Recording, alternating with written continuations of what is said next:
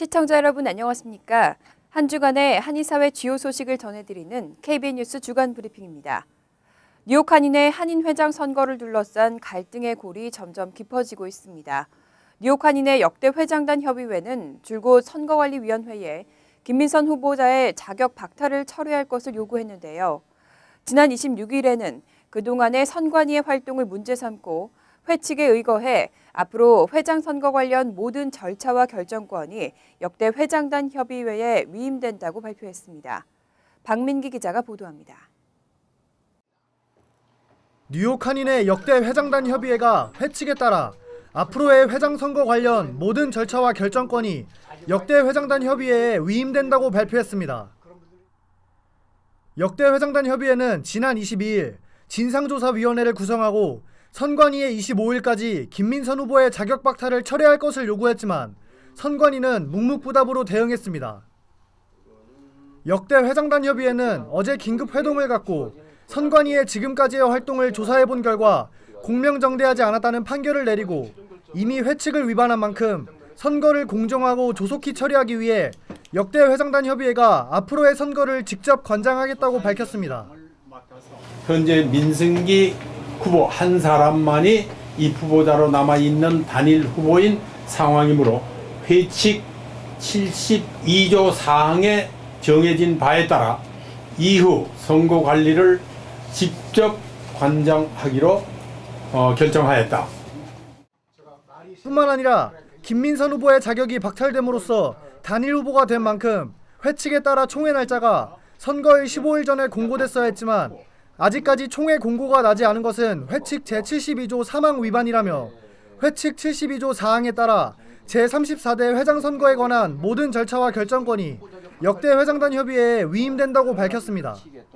앞으로 아무리 빨리 공고된다 하더라도 3월 14일 이전에는 총회를 개최할 수 없으며 이는 제72조 사항을 위반하게 되며 이 경우 72조 사항에 따라 34대 회장 선거에 관한 모든 절차와 결정권은 역대 회장단 협의회에 위임한다.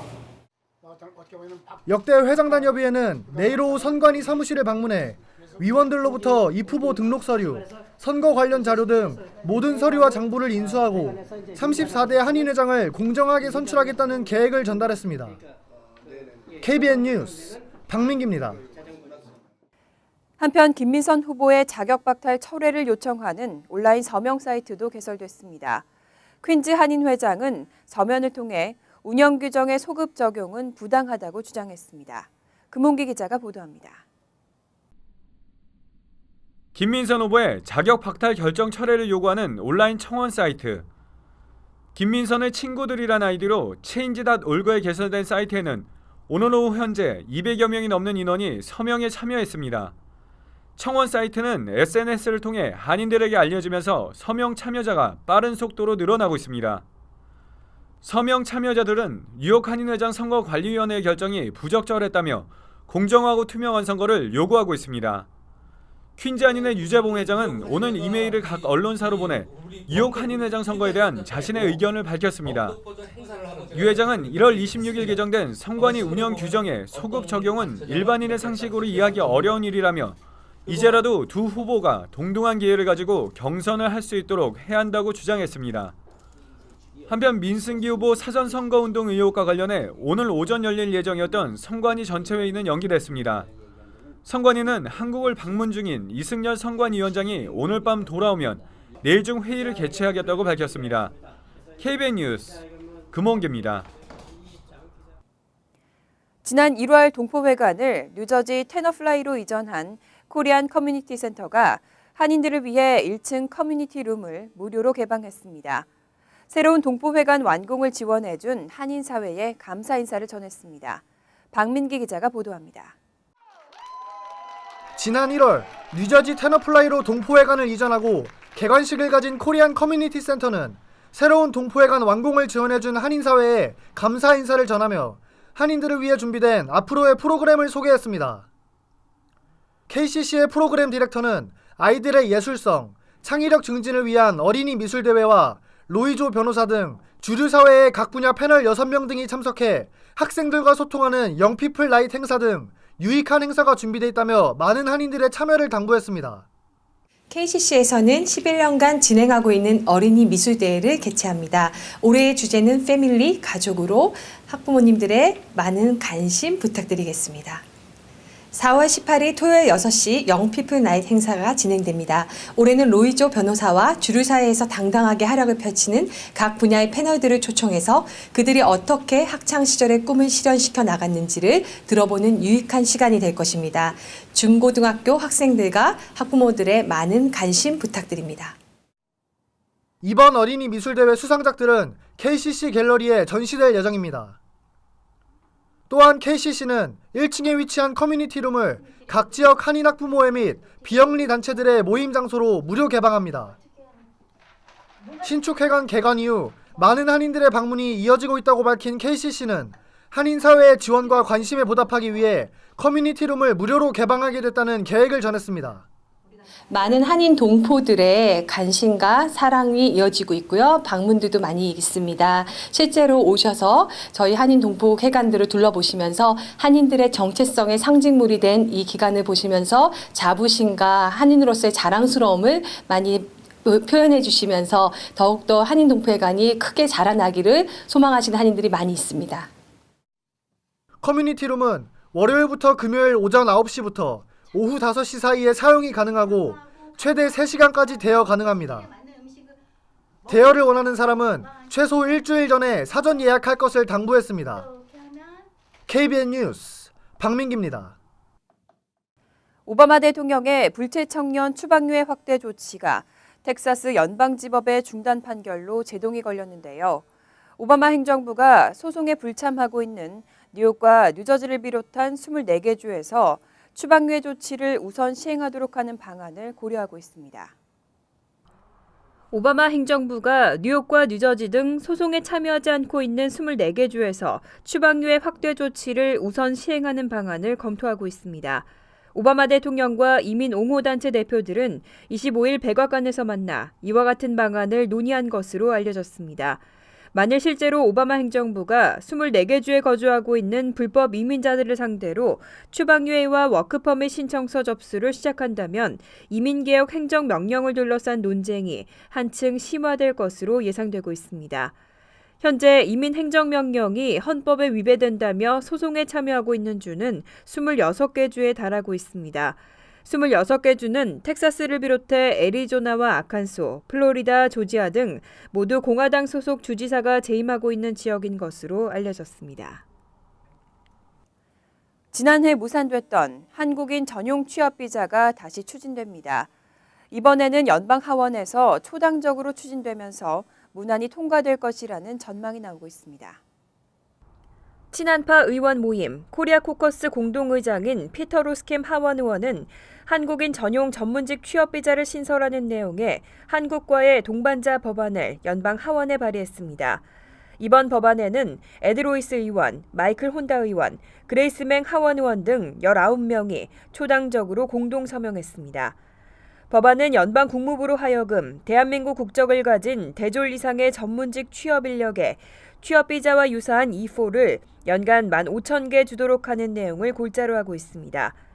로스캠 의원은 지난 113대 회기에서 동일 법안을 발의했지만 예산안과 이민개혁 등 다른 핵심 이슈에 비해 우선순위에서 밀린 데다 공화 민주 양당 간 이해관계가 엇갈리면서 처리되지 못했습니다. 로스캠 의원은 올해 초 한인 단체 관계자들과 가진 간담회에서 이번 회기에 법안이 재상정되면 초당적 지지를 받아 무난히 통과될 것이라고 자신했습니다. 보건국이 오바마 케어 특별 가입 기간을 발표했습니다. 무보험자들에게 오바마 케어 플랜에 가입할 수 있는 올해 마지막 기회가 될 텐데요. 단 올해 세금 보고 때 벌금 납부를 완료한 주민들에게만 적용됩니다. 뉴욕주 보건국은 뉴욕주 건강보험 상품거래소를 통한 2015 오바마 케어 특별 가입 기간을 3월 1일부터 4월 30일까지 2개월간 실시한다고 발표했습니다. 보건국은 이번이 올해 마지막 가입 기회라며 무보험자 주민들에게 놓치지 말 것을 당부했습니다. 이번 특별 가입 기간은 지난해 건강보험에 가입하지 않은 무보험자 가운데 2014 회계연도 세금 보고를 통해 벌금 납부를 완료한 주민들에 한해서 적용됩니다. 뉴저지를 비롯한 미 전역 37개 주민들이 이용하는 연방 건강보험 상품 거래소는 3월 15일부터 4월 30일까지 6주간 특별 가입 기간을 실시합니다. 한편 지난해 건강보험에 가입하지 않았던 주민은 올해 세금 보고 기간 안에 성인은 1인당 $95 또는 가계연 과세소득의 1% 중 높은 쪽을 벌금으로 내야 합니다. 또 올해도 가입하지 않을 경우 내년에는 성인 1인당 $325 또는 가계연 과세소득의 2% 중 높은 쪽이 벌금으로 부과됩니다. 전문직 취업비자 소지자의 배우자에게 이제 노동허가가 발급됩니다. 이민서비스국이 오는 5월 26일부터 노동허가 신청 접수가 시작된다고 발표했습니다. 리언 로드리게스 이민서비스국장은 취업 영주권 수속 중인 H-1B 비자 소지자의 배우자에게도 노동허가를 발급할 수 있도록 규정이 변경됐다고 밝혔습니다. 이에 노동허가 신청 접수가 오는 5월 26일부터 시작된다고 발표했습니다. H-4 비자 소지자가 노동허가를 신청하기 위해서는 배우자인 H-1B 비자 소지자가 취업 영주권 수속을 진행 중이어야 합니다. 이민서비스국으로부터 취업 이민 청원을 승인받았거나 21세기 미국 경쟁력 법에 따라 취업 영주권 수속을 이유로 최대 6년인 H-1B 유효기간을 넘긴 체류 연장을 승인받았어야 합니다. 이민서비스국은 이번 규정 변경에 따라 노동허가 신청 자격을 갖춘 사람이 첫 해에만 17만 9,600명에 이른다며 그 이후로는 매년 5만 5천 명가량이 될 것으로 추산했습니다. 한편 이민서비스국은 5월 26일 전에는 신청서를 접수하지 않는다며 규정 변경을 틈탄 사기 피해를 주의하라고 특별히 당부했습니다. 일본군 위안부 피해자 구슬집 들리나요 12소녀의 이야기가 영문으로 번역됐습니다. 번역을 맡은 미디어 조화 측은 영문판 2만 권을 전국의 정치인과 학교 기관 등에 배포할 계획입니다. 뉴저지주 해켄색에 있는 버겐 카운티 청사에서 25일 제임스 테데스코 카운티장과 7명의 프리홀더 등은 위안부 피해자 구슬집 영문판을 전해받았습니다. 이들은 구슬집을 받으면서 지역 주민들에게 위안부 문제를 알리는 데 노력하겠다고 밝혔습니다. 이 구슬집에는 위안부 생활을 강요당한 12명의 피해 여성과 이들을 위해 활약한 인권운동가의 구슬 내용이 영어로 상세히 수록돼 있습니다. 번역 작업을 맡은 미디어 조화의 한지수 대표는 위안부 문제에 대한 올바른 인식 확산에 큰 도움이 될 것이라고 기대를 밝혔습니다. 미디어 조화 측은 버겐 카운티장 외에도 연방의원 등 전국의 정치인과 학교기관 등을 찾아 구슬집 영문판 2만 권을 배포할 것이라고 밝혔습니다. 또 내일 오후 6시 30분부터는 뉴저지주 팰리세이즈 파크에 있는 파인플라자 연회장에서 영문판 출간 기념회를 열 계획입니다.